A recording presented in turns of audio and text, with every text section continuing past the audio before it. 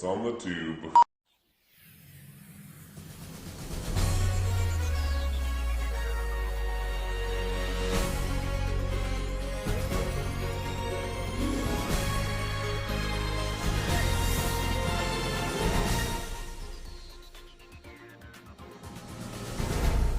Breaking news. There's been a murder at South Bank. We have F.H. Bradley here to tell us more further details that we need to know and background on ethical naturalism and his views. F.H., welcome to the studio. What is your take on the occurrence at South Bank? Thank you, Annalise. I think that what has happened is horrible. Murder is most definitely wrong. Is there a particular reason why you take this view? Well, my views originate from ethical naturalism, which is a cognitive theory. By cognitive, it means that ethical statements, let's say murder is wrong, are about facts which can be verified or falsified. Statements such as those are factual. That's an interesting view. Could you please elaborate? Gladly. We use our senses to conclude ethical truths, which can be seen through observation and analysis. Take the murder at South Bank. I not only see the facts of how a person is killed, who is the killer, and what happened, but I also see the fact that it is very wrong. This is a fact of the universe, not an opinion. What if one is to change their opinion? It still stands that by observing evidence around the act of murder, for example, it causes the victim pain. The family of the victim will be distraught because of the death. So we can infer that murder is wrong due to these consequences. Well, thank you. Welcome to NEC Boxing! In the red corner, D.E. Moore! Yeah, you're going down! In the blue corner, F.H. Bradley!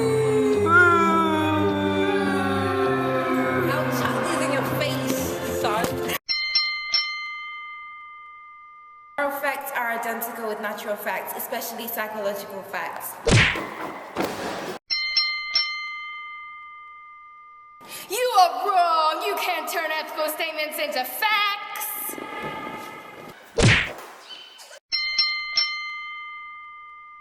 They are factual and they can be verified and falsified. That is committing the naturalistic fallacy by saying that moral statements can be verified and falsified. That is committing the naturalistic fallacy. I don't think you understand. Let's use an example. Say Thomas More was executed for his beliefs in 1535, and Thomas More was a good man. Both of these statements can be proved true or false by looking at the evidence. The first is factual, as we look at the evidence and eyewitness accounts. It's the same for the second one by looking at his personal behavior. Boom. See, now you are the one that is making the mistake. You cannot identify goodness with a natural quality. So back to my example, if we find supporting evidence, we can conclude that Thomas More was a good man. If not, then the statement is false. The same goes for any moral issue.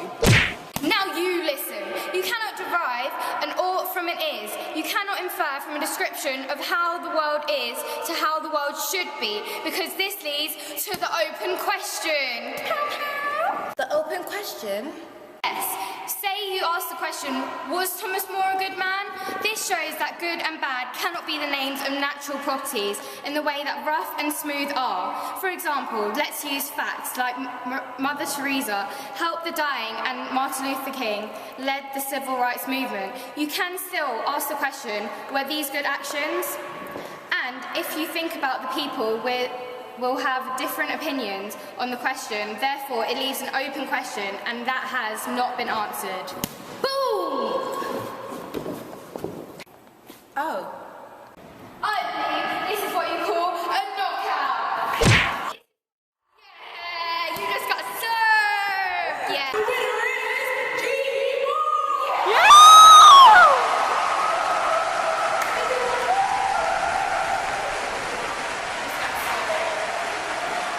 Not even think about committing the naturalistic fallacy. You go that way, and you go that way. Okay, good evening, guys. On today's segment, it is They Can't Agree. Let's bring out AJ here, and it is the issue of stealing, and they cannot agree. The issue is that you and C.L. Stevens cannot agree on the issue of stealing. Yeah, I'm a logical positive, so I think that meaningful statements have to be verified either synthetically or analytically. So if you were to say stealing is wrong, I would say it is a meaningless statement because such ethical statements are only emotive responses. Not true! Let's bring out C.L. Stevenson to see what he has to say. Sit down here.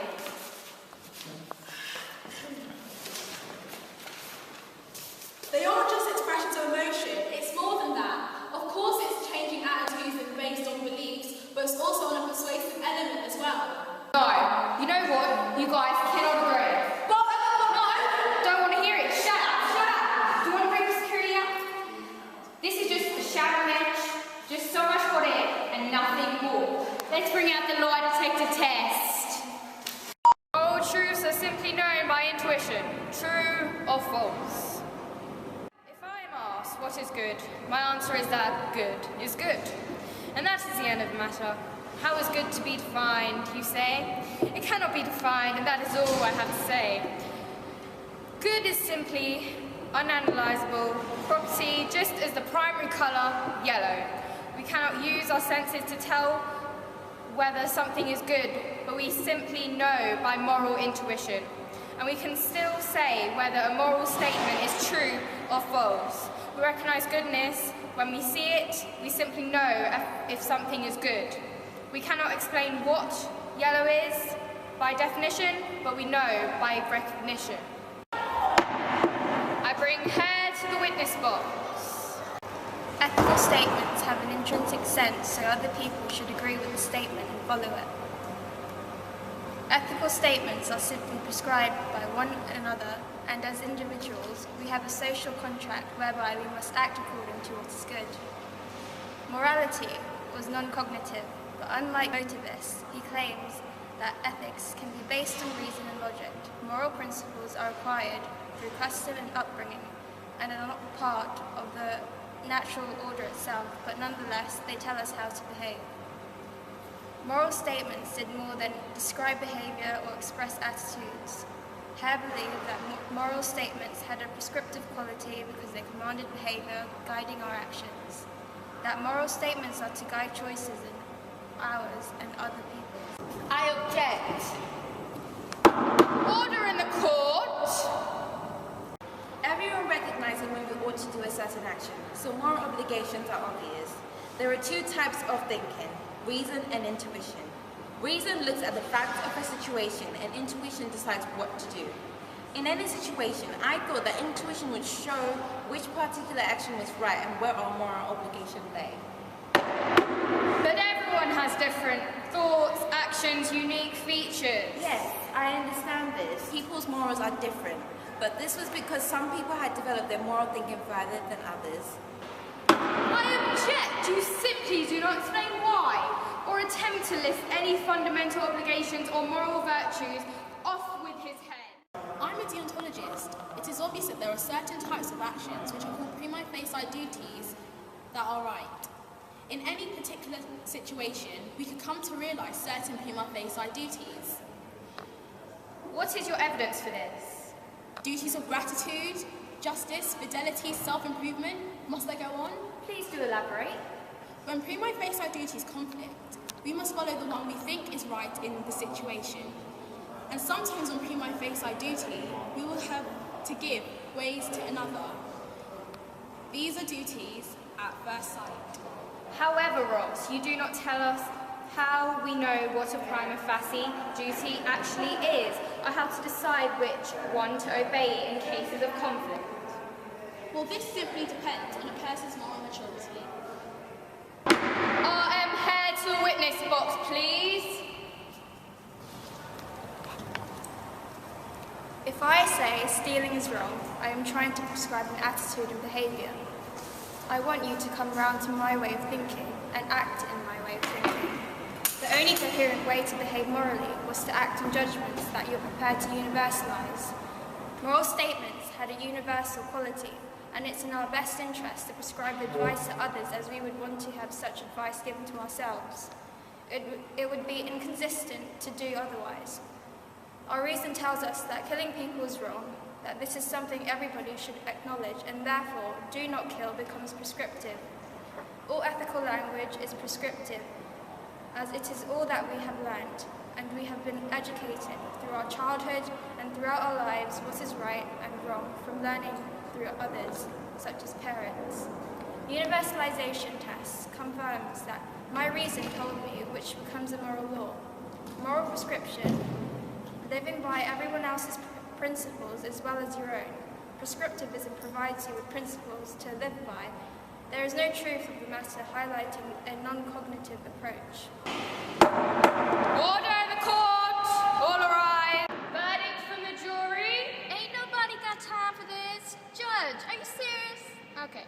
How can we be sure that intuitions are correct? Since people may come to different conclusions, whether using intuition or reason to reach their decisions. As sense experience cannot be used, how can we decide between our intuitions? If they contradict each other, both cannot be right. We can never know which intuition is true or false. We do not all recognize goodness intuitively in the same way. Moral intuitions seem to come largely from social conditioning and differ between cultures, so it's hard to see how such intuitions can be a reliable guide to objective ethical truth. Universal prescriptivism gives a better account of the nature of ethical statements than naturalist, intuitionist, or emotivism meta-ethical theories. These theories try to explain what we are doing when we make ethical judgments. Are we trying to state truths? If so, then what kind of truths? Are we just expressing our emotions? Universal prescriptivism is superior, as it says you ought to do this. Everyone should do the same in similar situations. According to her, we could just as easily choose the opposite if we wished, and we could change our moral principles as we choose. Well, who is the person, and how do we acknowledge that the moral action prescribed is good or not? I reject the idea that morals are universal, as your preferences may be different to mine. He sees the existence of diverse ethical values expressed in different times and cultures as evidence that no moral absolute exists. Universal prescriptivism gives a better account of the nature of ethical statements than naturalist, intuitionist, or emotivism medical ethics. Nothing gets done. Can you elaborate on that? Oh, I did not quite catch that. Can you repeat that, please? LOL, what are you doing? Oh, thank you. Thank you. Back to you in the studio. I was doing Pilates, and then this girl came in like this murder scene. And then they took some corn crackers, and I'm like, what's going on, man? And then I was like, this bystander was like, ain't nobody got time for this? I was like, are you serious? Go.